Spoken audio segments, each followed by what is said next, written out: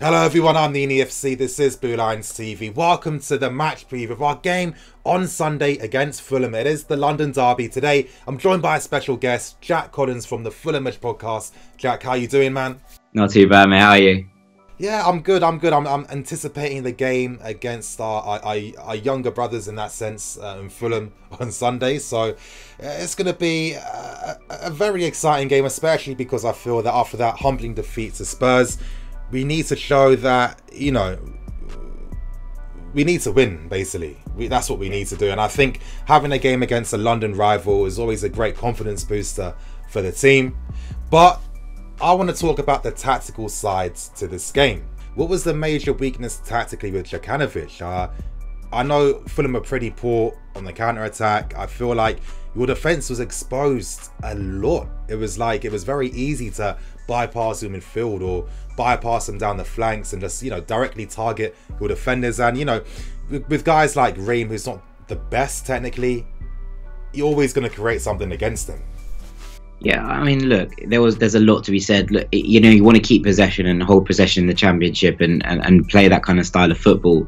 That's one thing. But trying to, you know, play that way and play out from the back against, you know, better teams and better quality opposition is always going to bring about, you know, a changing kind of dynamic. And I don't think that he reacted to that particularly well. One thing that Jokanovic never did was that he never changed his tactics to suit who we were playing. That was a kind of standard thing. We go out and impose our game on anyone, which worked in the Championship because we were better technically than pretty much any other side in the division, bar Wolves maybe. And so we'd go out there and we'd just try and impose that kind of ability and kind of just play through teams, play through presses. And when we stepped up to the Premier League, I think he just thought we could kind of do that again. And you saw it worked against Burnley. But actually, apart from that, it didn't really work at all. You know, we started okay against Palace. We played all right against Brighton. But ultimately, that kind of system let us down in the end because we weren't able to adapt to kind of tuck in and play more of a kind of counter-attacking kind of role against teams that were better than us at holding possession. And so, therefore, it was difficult to kind of do it because what we'd be trying to do is play out for the back. And it culminated in this Huddersfield game where we were trying to keep possession, but we didn't know what to do with it, and their high press basically bypassed on midfield, and we ended up playing long balls to Mitrovic against the biggest team in the country. And it's so like one of those things where you're like, well, there's no point playing long balls against Zanka, Schindler, like they're going to win headers. And Mitrovic is great, but he's also not, you know, able to beat three men at once every time in the air. So we ended up having kind of no identity by the end of it because the passing game wasn't working. It was being pressed out too highly. And actually then what we ended up doing was long ball, which we're not very good at. So with Ranieri, we've gone more direct immediately, but it's not long ball direct. It just goes into Mitrovic and it brings him that kind of hold-up play. We've squeezed everyone tighter to Mitrovic. So, you know, against Huddersfield, he was super isolated. But against Southampton on the weekend, Tom Kenny was never more than 15, 20 yards away from him. And Sessegnon and Schürrle played on opposite wings and cut inside, which gave them kind of triangles to play in. And that's how all the goals came about, because it was Mitrovic holding up, laying off, into Sessegnon, played it out to Le Marchand, who flicked it back in, and Mitrovic scored. Or for the second one, you know, it goes out to Sessegnon, he beats a man like across the bowl, and Schürrle's on the end of it. So like actually that kind of just getting the players tighter to each other and not trying to kind of stretch the opposition and play through them has really worked in our favour already, I think. Yeah, very good points, very good points. Now moving on to another point. How do you think Ranieri is going to approach the game on Sunday? Do you feel confident with his new methods? Of course, it seems like you're already seeing quite a bit of a difference already, and he's barely even had time really working with the squad or working with the players. So you must be feeling confident about your season in that regards. But that game on Sunday, how do you see Ranieri approaching that game? Do you think that you guys will be more defensively aware, or do you think that he will use a very maybe like a best of both worlds when it comes to the approach? I think we'll see a much deeper defensive line. I think Fulham will back off, and I think we'll concede possession quite comfortably. I think we'll let you have the ball. I think we'll look to break at speed, which is the kind of Ranieri hallmark in a team like this. And you remember his time at Parma was very similar. And you know, you look to kind of, I think what we'll look to do is get Tom Kearney on the ball, because he's probably the only player on that pitch for Fulham who's going to be able to step on it, you know, be able to beat a man and look to release someone down the channel. So I think that's kind of the game plan that will be. I imagine it will be a 4-4-1-1 with Kearney as the 10 behind Mitrovic, and kind of I think Sessegnon will play as a much deeper left midfielder as opposed to like a winger. And I'm not sure if Schürrle will play on the right. You don't see SARRI playing in the game, or? I think that SARRI might play, but if he plays, he's going to play a deeper role alongside Callum Chambers. I wouldn't be surprised, though, if Ranieri goes with a more physical, mobile unit in midfield. I imagine he might go with Chambers and Anguissa, or Chambers and maybe Stefan Johansson to bring a bit more energy and bite. I mean, hopefully not. I mean, to be honest, I prefer SARRI deeper. I think he's very good at orchestrating the plays and stuff. And I was actually saying in my videos before we were linked with Jorginho that I don't really see there being too much of a crazy difference in either two of the players from that type of sense from what I've seen at Nice. But I think if you're using Callum Chambers, I think a guy like that shouldn't be playing against opposition like Chelsea, if I'm being serious. I would have said the same until we played against Liverpool, and his first game he played at centre back early doors, and he was like fine but nothing impressive. He played right back against Cardiff and was an absolute state. He got torn to pieces. But he played centre defensive midfield against Liverpool, and he just sort of did what he did at centre-back, but a little bit further forward, so there was less pressure on the errors. He won the ball a lot for us. He recycles it and he gives it to better players. All he does is he just sort of mops up, and he's kind of, Kevin McDonald did that for us last year. He's not mobile enough for the Premier League. And Chambers, covered more ground than I think anyone apart from Jack Cork this weekend, just mopping up. And yes, I agree with you that, in an ideal world, you don't have someone like Callum Chambers playing against quality opposition.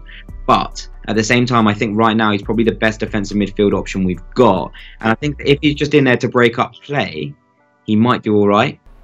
Okay, that'll be very interesting, very interesting. But I mean, again, for me personally, I think the Fulham game is going to be a very interesting test. I think so far recently we've been finding it very difficult against teams that like to use that type of mid-block when they defend off the ball, by stopping us from passing out freely. And it's kind of like what took so many teams this long to realise that, if the foundation of a SARRI system is about building up from the back, why were teams allowing us to just do that without pressurising us?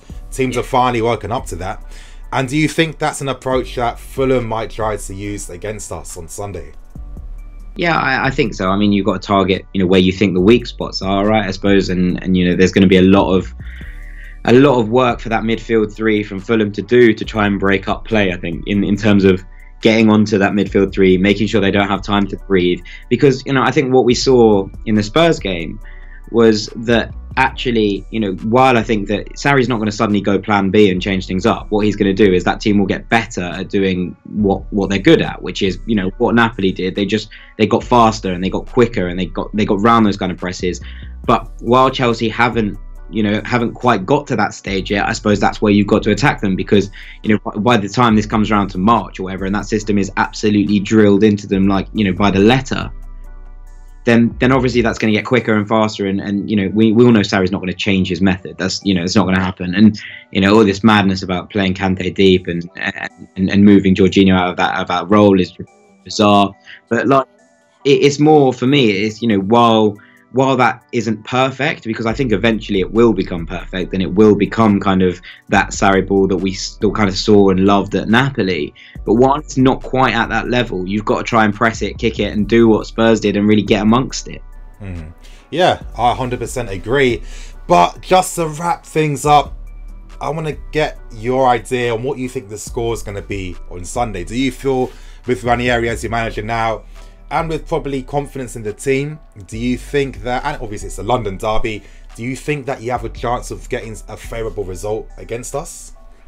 Look, let's be perfectly frank. It's going to be exceptionally difficult for us to get any sort of result out of this game, and it's kind of ones you look at as a bit of a throwaway game in some regards, because you don't expect to go to these games. You don't expect to go to Anfield. You don't expect to go to Old Trafford. Well, maybe this season, but on the whole, not to go to Old Trafford or the Emirates and get points. That's kind of just as a team in the lower reaches of the division. Those are the games where you're punching upwards. You hope for the best and you hope for a stroke of luck.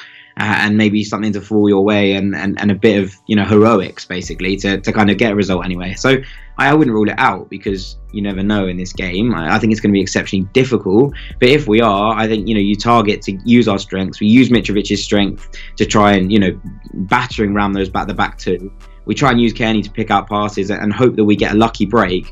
And then if Ranieri has managed to drill any sort of defensive capability into this side, then maybe it will come good and maybe we'll get a lucky break and maybe we can nick a point or something. But, you know, at this point, so early in his tenure, you know, you have to look at everything as kind of a bonus if anything comes out of this game. What I'm looking for really is a decent performance defensively, us to not go and absolutely collapse.